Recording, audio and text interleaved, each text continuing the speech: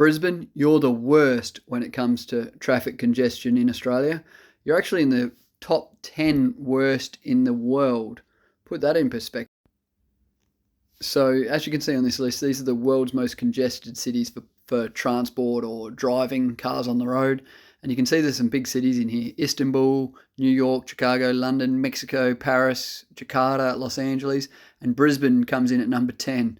It's pretty crazy, but I get it, you know.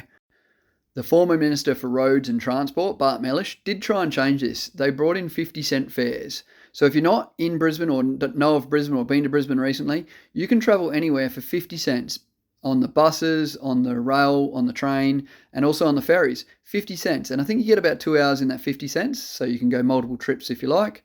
However, 50 cents, pretty amazing. And the uptake's been really good. I think they've seen an increase of 10 to 20% of more people using these public transport.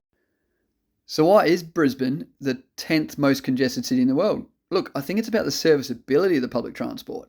So when we were looking at buying a house, we were looking 5 minutes drive further up the road, or maybe 10 minutes at the most. But the trouble is the bus added an extra half an hour, because ultimately the roads aren't built for bus lanes. They're quite narrow up here on the north side. So ultimately you're getting stopped at the bus stops and you're rejoining the congested cars, motorbikes, trucks, everything like that. So you know the video where there's a guy that pulls over, he's overtaking everyone, and then he has to stop at the rest stop and everyone that he overtook has gone past him. That's what it feels like when you're on a bus. So I think something needs to be done in the lead up to the Olympics to make sure that we're not one of these congested cities. What suburb have you lived in that you think has got one of the worst public transport systems in your city? You know, I'd love to hear where the public transport sucks, because clearly in Brisbane, we've got a lot of work to do before these Olympics come in about 8 years' time.